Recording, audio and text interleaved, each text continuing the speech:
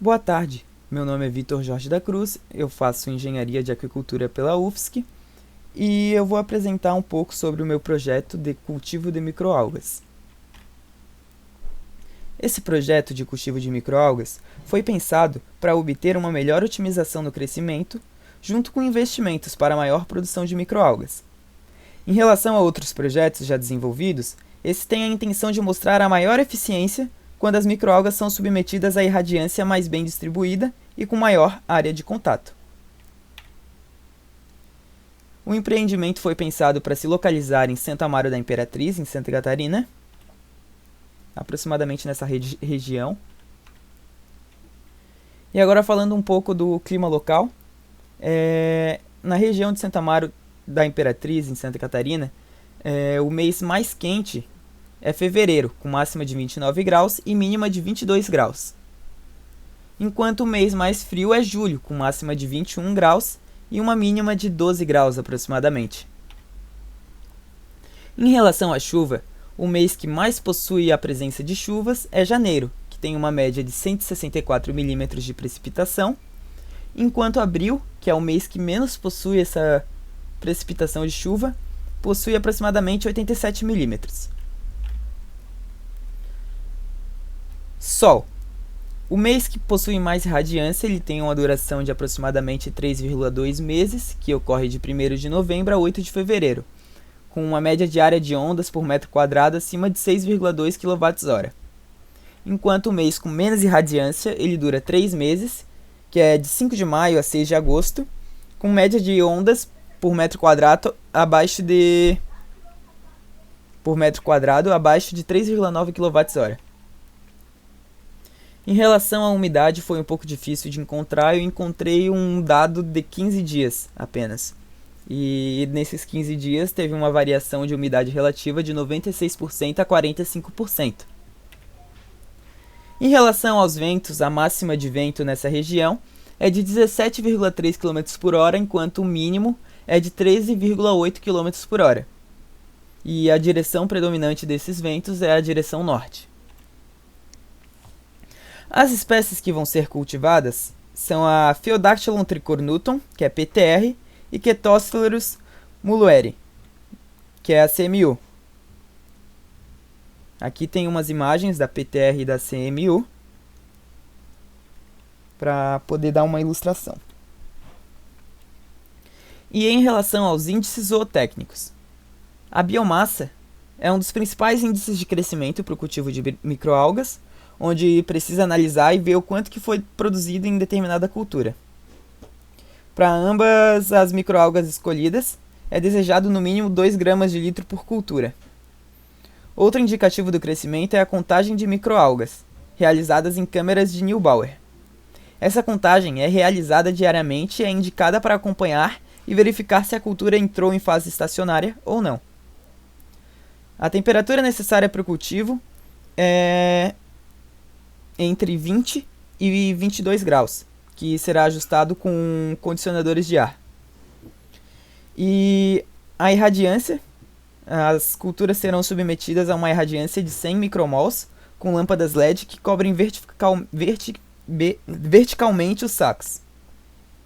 Para os nutrientes será utilizado de batelada alimentada, em que é oferecido os nutrientes de 3 em 3 dias, e será adicionado 2 ml de nitrato mais metais pesados, fosfato e 1 ml de silicato para cada litro de meio de cultura. Cada saco para produção tem 10 metros cúbicos na área de produção e serão dispostos aproximadamente 120 sacos, 60 para CMU e 60 para PTR. Com isso, será estimado 0,5 kg de biomassa seca para cada saco. E, portanto, a produção é de 60 kg, de 30 para cada espécie, a cada 3 semanas, mais ou menos. Aqui também para ilustrar a fase estacionária, que tem a fase lag, que é a fase de aclimatação, a fase log, que é a fase de crescimento exponencial, daí tem a fase estacionária, que é quando ela parou de crescer, e tem a fase de morte, quando a população já começa a diminuir.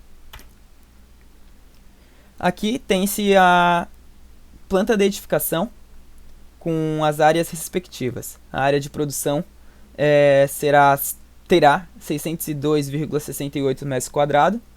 O corredor terá 199,32 metros quadrados de área. O vestiário com 43,56 metros quadrados. O banco de cepas terá 52,8 metros quadrados.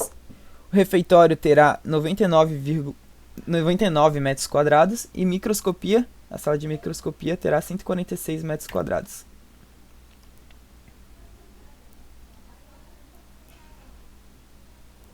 Na definição dos materiais. A infraestrutura. Para infraestrutura, foi selecionado concreto armado, junto com sapatas isoladas com um elemento de transição, que permite uma grande sustentação e estabilidade. Para mesoestrutura, as lajes serão feitas de concreto armado, as vigas horizontais de aço e os pilares verticais de concreto armado. E a superestrutura será metálica e feita principalmente de aço. E nos fechamentos. Os fechamentos são importantes pois eles podem fornecer proteção mecânica.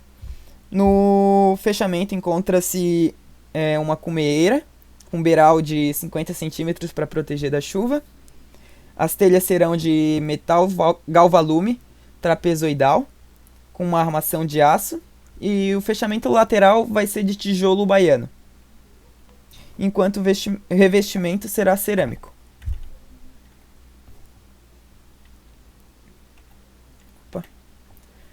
A estrutura vai ser de 1.255 metros quadrados de área de concreto armado para a estrutura. Aqui tem-se a conta para o tipo e número de telhas, com uma inclinação de 15% e o beiral de 50 centímetros, adicionando 10% para caso ocorra quebra de telhas, serão resultadas 4.399 telhas aproximadamente compradas. Para o tipo e número de blocos com o tijolo baiano, e adicionando 10% para caso ocorra a quebra, terá 52.772 tijolos. Para revestimento e acabamento, o contrapiso de concreto será utilizado 18 kg por metro quadrado com uma espessura de 2 cm.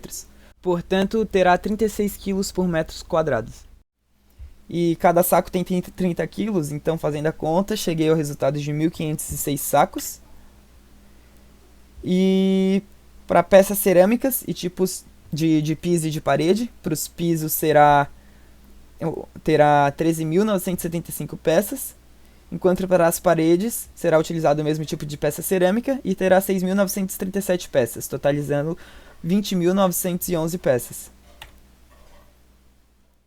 O volume necessário de argamassa colante e para o piso, que terá dimensão de 30 cm por 30 cm, será utilizado 5 kg por metro quadrado.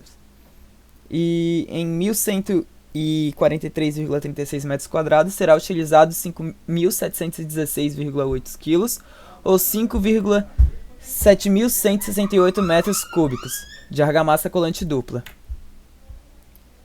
E para volume de camadas de argamassa em fechamentos laterais, será necessário aproximadamente 11,35 metros cúbicos de emboço. E essas são as minhas referências.